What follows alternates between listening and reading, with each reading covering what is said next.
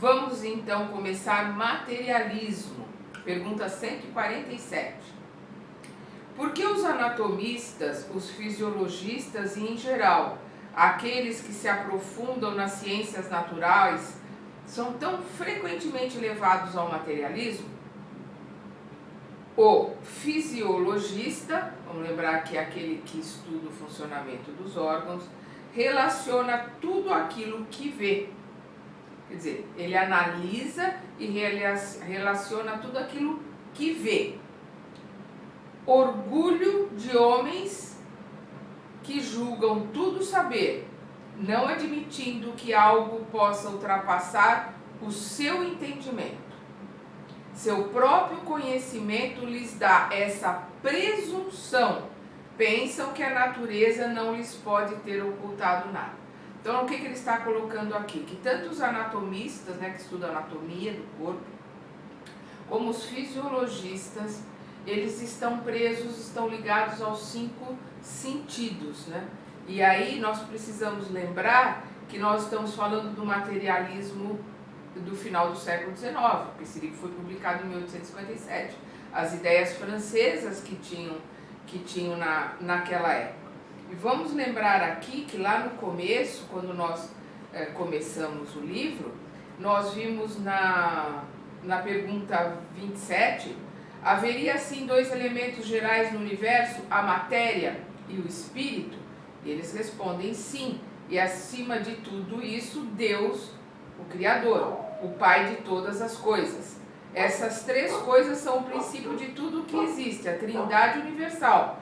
Né? Qual que é a Trindade universal?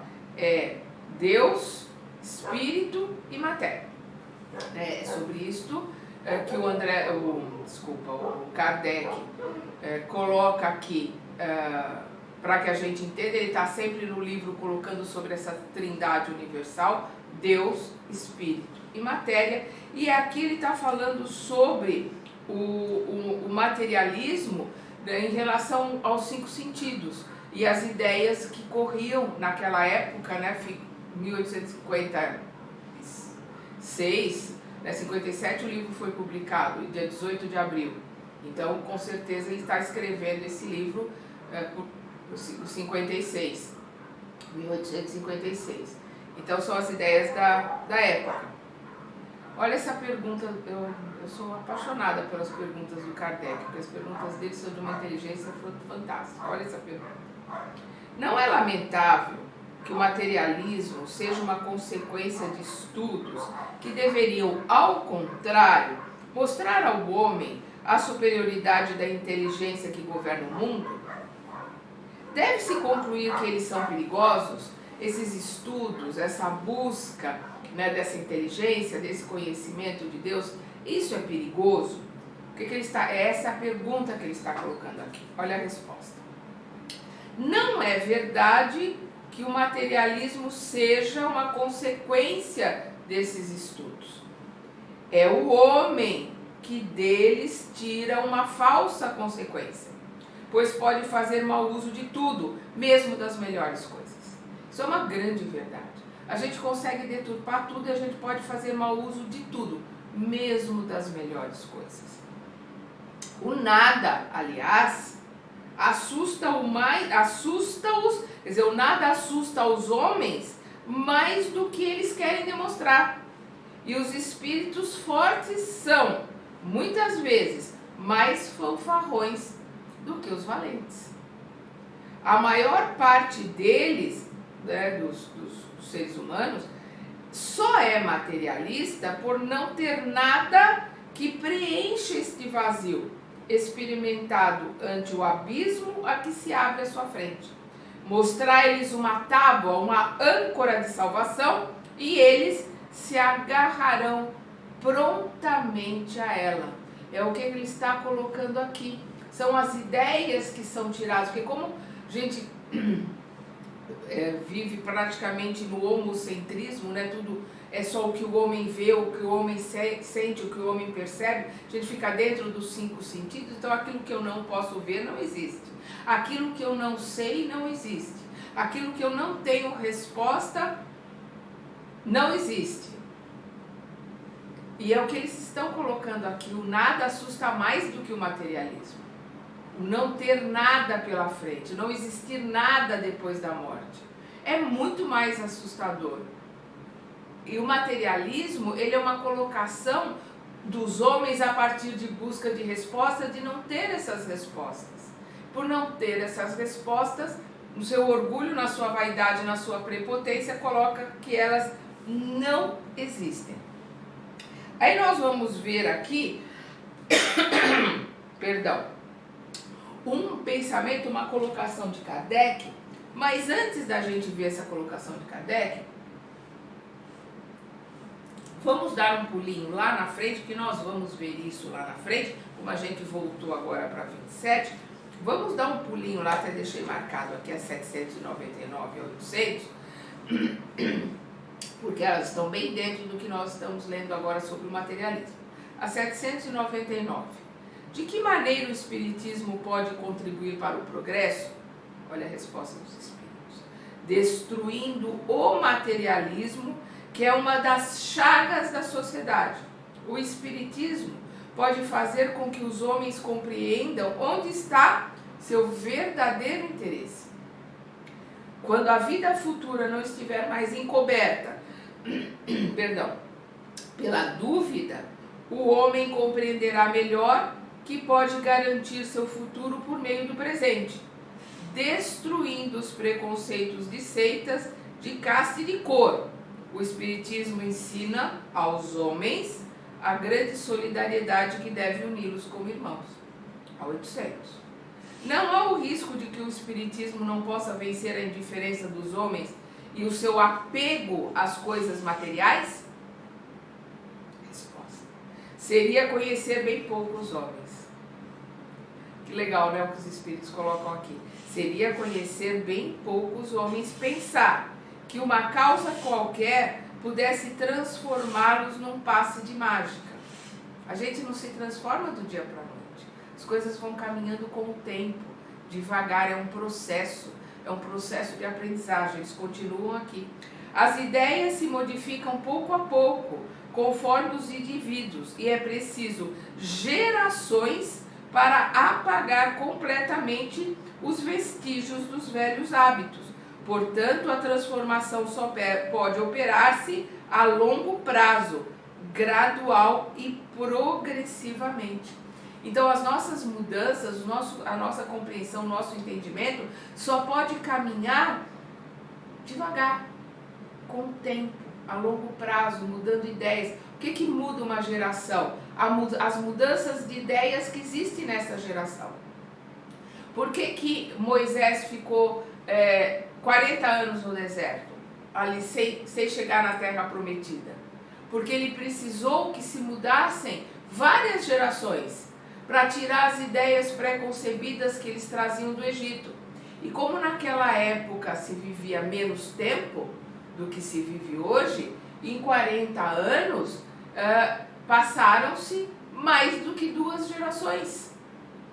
Então ele conseguiu apagar aquelas ideias antigas, colocar as ideias que ele estava trazendo, a consolidação do monoteísmo, porque o monoteísmo começou lá atrás com Abraão, mas a consolidação do monoteísmo com o povo hebreu, e as ideias, os mandamentos, né, os 10 mandamentos, as ideias que foram colocadas ali para uma primeira geração, para uma segunda geração, então uma terceira geração com já isso consolidado, porque o que muda as gerações é a mudança de ideia. Quando as ideias novas estavam consolidadas, quando aquela geração, que era já a terceira geração até o começo da quarta, depois da saída do Egito, né, eles já estavam ali com certeza, com quarta não, porque se vivia 20 e poucos anos, né, no máximo 30 e poucos, mas com certeza com 2 gerações ali já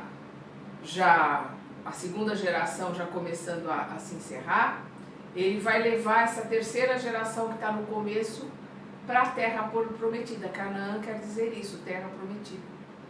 Porque aí as ideias já estão consolidadas, não corria mais o risco de que algum deles começasse a fazer um bezerro de ouro de novo. Então, quando a gente precisa entender que as coisas caminham para a nossa ideia devagar. Se nós entendermos, somos eternos, né? Somos imortais, o que são 100, 200, 300 anos? Nada. Uma vida hoje que tem 90 anos, 100 anos, não é nada perto da eternidade. Mas a gente precisa, né, de um tempo para que as ideias se modifiquem.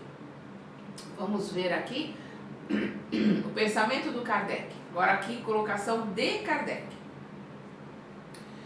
Por uma aberração da inteligência, há pessoas que só veem nos seres orgânicos a ação da matéria, atribuindo a ela todos os nossos atos. Veem no corpo humano somente a máquina elétrica. Limitaram o estudo do mecanismo da vida ao funcionamento dos órgãos. Viram a vida extinguir-se pela ruptura de um fio e não perceberam nada além desse fio. Procuraram descobrir que se restava algo e, como só encontraram a matéria inerte, não viram a alma escapar e nem puderam apanhá-la. Concluíram que tudo estava nas propriedades da matéria e que assim, após a morte, há apenas a aniquilação do pensamento. Triste consequência, se assim fosse, pois então não haveria finalidade para o bem e o mal. O homem estaria certo em pensar apenas em si mesmo e em colocar a satisfação dos seus prazeres materiais acima de tudo, que é o hedonismo, né? Colocar a sua satisfação pessoal acima de tudo. Os laços sociais seriam rompidos e os afetos mais puros irreversivelmente destruídos.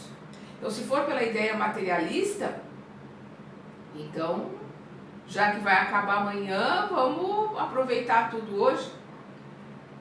As ideias materialistas se proliferando dão razão a tantos jovens se suicidarem. Porque pelas ideias materialistas, se não vai ter nada do outro lado, o que adianta ficar passando por situações difíceis aqui?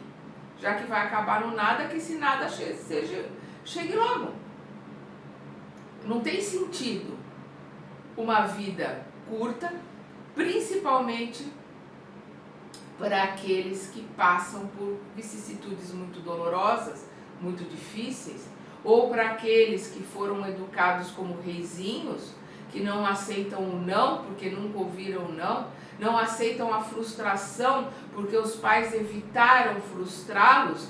Então, no primeiro não, ou na primeira frustração, resolve acabar com tudo, porque se não existe nada depois, qual é o sentido de ficar sofrendo uma frustração?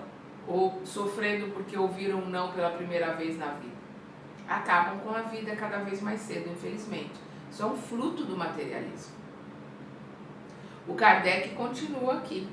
Felizmente, essas ideias estão longe de ser generalizadas. Pode-se até dizer que elas são muito circunscritas e que constituem apenas opiniões individuais, pois, em parte alguma, foram transformadas em doutrina. Hoje em dia, existe até uma certa, podemos dizer assim, uma doutrina do materialismo, porque o ser consumista faz parte até de uma doutrina materialista, do existir só para ter, de valer só pelo que tem e não pelo que se é. E hoje em dia, com as mídias sociais, com as ilusões mais exacerbadas, o ter passou a ter uma importância muito maior e Mamon, representado pelo dinheiro, passou a ter muito mais adeptos. Infelizmente, nós temos hoje muitas pessoas que se dizem cristãs ou que se dizem religiosas, de outras religiões até que não são cristãs, e que na verdade estão servindo a Mamon. São extremamente materialistas, porque são extremamente consumistas. E só vem felicidade em ter coisas, enquanto que a nossa maior felicidade está no aprender, se instruir e principalmente aprender a amar.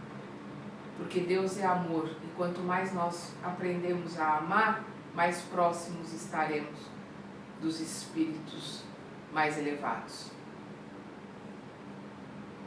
Uma sociedade fundada sobre essas bases traria em si o germe de uma dissolução e seus membros iriam dilacerar-se mutuamente como animais ferozes. Eu vou repetir, porque talvez hoje a sociedade esteja muito mais nas bases materialista, não da boca para fora, porque a pessoa se diz cristã, se diz budista, se diz evangélica, se diz espírita, se diz judia, mas na verdade, lá no fundo, ela é consumista, materialista. O que interessa para ela é o dinheiro, é ter as coisas. Então é o que ele está colocando aqui, olha. Uma sociedade fundada sobre essas bases materialistas, traria em si o germe da dissolução, da sua dissolução. A gente veria essa sociedade começar a se desagregar. Soa similar? Soa parecido com alguma coisa que a gente anda vendo por aí? E seus membros iriam dilacerar-se mutuamente como animais ferozes. O homem tem instintivamente a convicção de que para ele nem tudo termina com a vida. Tem horror ao nada. É inato em nós trazemos em nós esse conhecimento de que a verdadeira vida é espiritual, está do outro lado. Desde que nós começamos a olhar para o céu, nós começamos a buscar fora de nós algo que nos explicasse, algo que desse sentido à nossa vida. E principalmente por sermos educados pelos capelinos, ou por sermos nós capelinos exilados aqui na Terra, sempre tivemos à nossa volta, sempre tivemos conosco essa saudade do paraíso, essa saudade da vida que deixamos num outro plano para recomeçar tudo do zero aqui neste planeta, que é o que já está começando a acontecer aos espíritos que estão sendo transferidos para um planeta de provas e expiações que está começando. É a transição, porque o planeta de regeneração, ele é uma transição entre provas e expiações e um planeta ditoso, um planeta feliz, que é o que a Terra vai ser, sei lá, talvez daqui a 1000 anos, sei lá quanto, vai depender do nosso caminhar. Mas agora nós estamos na transição. A Terra vai deixar de ser provas e expiações. Vai levar muito tempo ainda para ser um planeta feliz. E enquanto não chega ao planeta feliz, ela passa a ser um planeta de regeneração. A regeneração é uma transição entre uma coisa e outra. Vou repetir aqui. O homem tem instintivamente a convicção de que para ele nem tudo termina com a vida. Tem horror ao nada. Em vão se esforça para resistir à ideia da vida futura quando chega o momento supremo. Poucos são os que não se perguntam o que vai ser de si. A ideia de deixar a vida sem retorno tem algo de desolador. Quem realmente poderia encarar com indiferença uma separação absoluta e eterna de tudo que amou?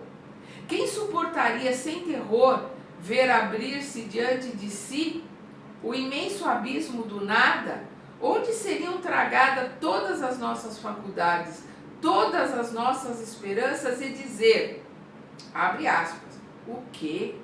Depois de mim, nada, mais nada, a não ser o vazio. Tudo está irreversivelmente acabado. Mais alguns dias e minha lembrança será apagada da memória dos que sobreviveram a mim. Em breve, não restará nenhum traço de minha passagem pela terra. Até mesmo o bem que fiz será esquecido pelos ingratos a quem ajudei. E não há nada para compensar tudo isso. Nenhuma outra perspectiva a não ser a do meu corpo devorado pelos vermes. Fecha aspas. Esse quadro não tem algo de tenebroso, de glacial? A religião nos ensina que não pode ser assim, e a razão nos confirma isso. No entanto, essa existência futura, vaga e indefinida, não tem nada que satisfaça nosso amor pela positividade. E é isto que em muitos engendra a dúvida. Temos uma alma que seja, mas o que é nossa alma? Ela tem uma forma, uma aparência qualquer? É um ser limitado ou indefinido? Uns dizem que é um sopro de Deus, outros que é uma centelha, outros uma parte do grande todo, o princípio da vida e da inteligência. Perdão. Mas o que tudo isso nos ensina? De que nos vale ter uma alma se, extinguindo-se nossa vida, ela se perde na imensidão como as gotas da água no oceano? A perda de nossa individualidade não equivale para nós ao nada? Disse ainda que a alma é imaterial. Mas uma coisa imaterial não poderia ter proporções definidas? Mas uma coisa imaterial não poderia ter proporções definidas. E, para nós, isso não é nada. A religião também nos ensina que seremos felizes ou infelizes, conforme o bem ou o mal que tivermos feito. Mas que bem-aventurança é esta que nos aguarda no seio de Deus? É uma beatitude, uma contemplação eterna, sem outra finalidade senão cantar louvores ao Criador? As chamas do inferno são uma realidade ou uma figura? A própria igreja entende o inferno neste último sentido. Mas que sofrimentos são esses? Onde fica esse lugar de suplício? Em resumo, o que se faz e o que se vê nesse mundo que espera por todos nós? Costuma-se dizer que ninguém retornou para nos prestar contas. Isto é um erro.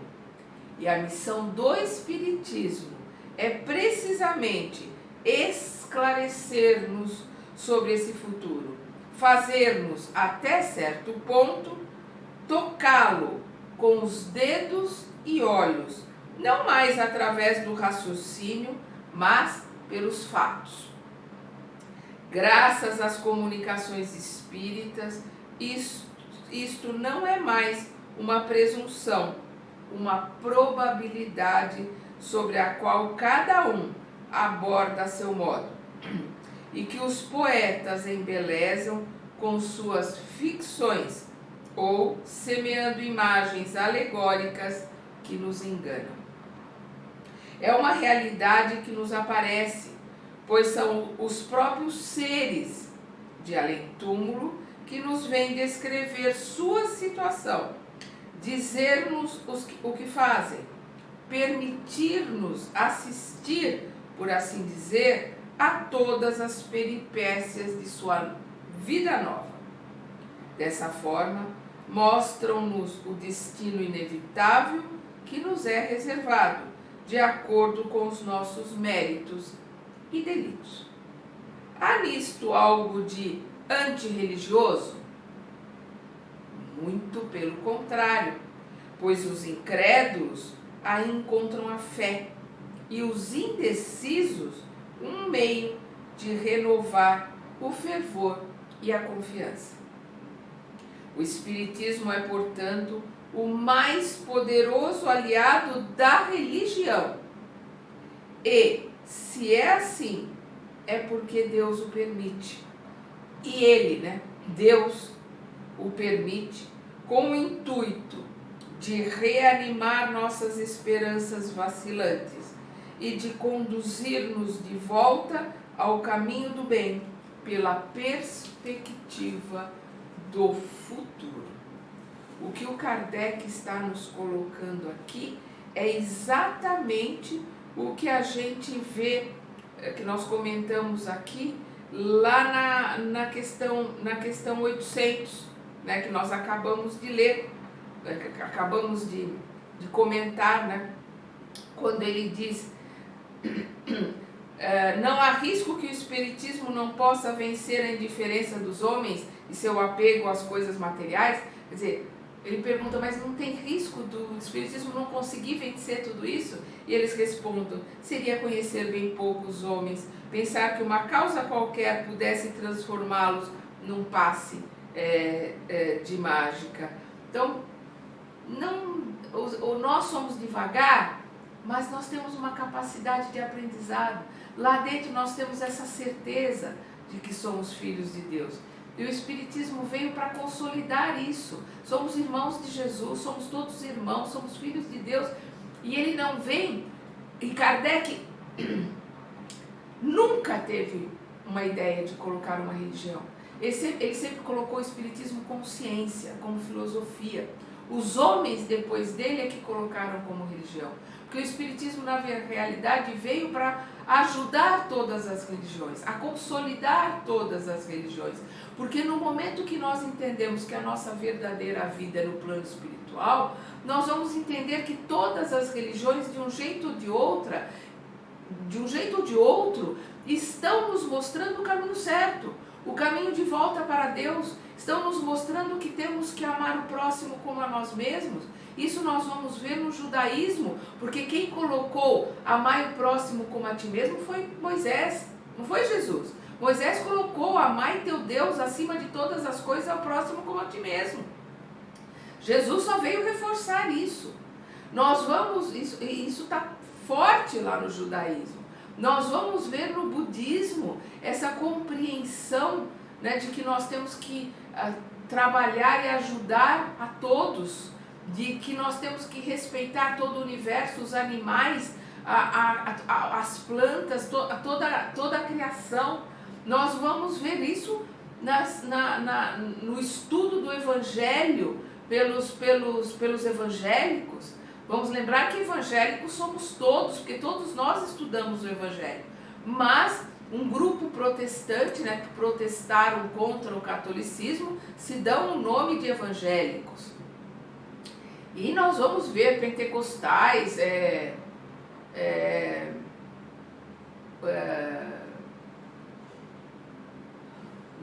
da salvação do sétimo dia, os mormons. Nossa, tem tantas religiões, tem tantas coisas. Não faz diferença. Se todos nós, não importa, até inclusive o Alcorão tem coisas maravilhosas. Se todos nós seguíssemos linha por linha, letra por letra, o que as religiões colocam, esse mundo não seria de regeneração. Esse mundo já seria um mundo de todos, já seria um mundo feliz. Porque todas as religiões colocam coisas fantásticas, muito boas para nos melhorarmos. O problema é que o homem deturpa tudo. O homem estraga até todas as coisas boas que lhe são colocadas nas mãos, deturpa tudo. Cria as suas próprias, digamos assim, interpretações e vão seguindo as interpretações, os achismos. E, infelizmente, na doutrina espírita, que se transformou numa religião, nós vamos ver muitos achismos. Nós vamos ver muitos que se dizem espíritas e que entraram no espiritismo, mas não permitiram que o espiritismo entrasse neles, que não estudam. Às vezes até alguns nem leram o livro dos espíritos, nem o livro dos médiuns, o céu e o inferno, a Gênesis. Outros até leram, mas não estudam, não estudaram, não se debruçaram, não se debruçaram sobre o livro para estudar e entender. E é interessante que eu recebo comentários aqui no canal de pessoas de outra religião, inclusive um pastor que de vez em quando me escreve, coloca algumas coisas. Isso é muito bom, isso é muito interessante, porque todos, em todas as religiões, têm colocações e ideias que são admiráveis. Eu admiro muito a freira Aila Pinheiro, que é do grupo Nova Jerusalém. Ela tem palestras, colocações fantásticas, ela procura agrupar as religiões, né, fazer uma união de todas as religiões. Admiro muito o Rabino Newton Bonder, o livro dele Tirando os Sapatos é maravilhoso. E muitos outros, o Dalai Lama, muitos outros de todas as religiões. Nós temos pensadores, nós temos pessoas com ideias, com colocações fantásticas, exemplos.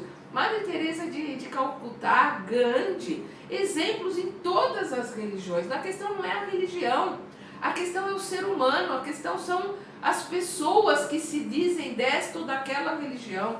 É este que é o problema. Quanto mais nós estudarmos, seja a Cabala, seja a Torá, seja os livros que Kardec nos deixou, porque não são dele, ele só agrupou, ele só reuniu perguntas e respostas, as respostas são dos espíritos. Se nós estudarmos o Bhagavad Gita, os livros hindus, todos eles vão nos mostrar o mesmo caminho de volta para Deus. O autoconhecimento, a melhora de si mesmo, a caridade, a fraternidade, a empatia, que é se colocar no lugar do outro. Todos eles vão nos levar pelo mesmo caminho, por estradas diferentes, por atalhos diferentes, mas o ponto de chegada é o mesmo. Vamos então continuar estudando agora no próximo capítulo deste livro.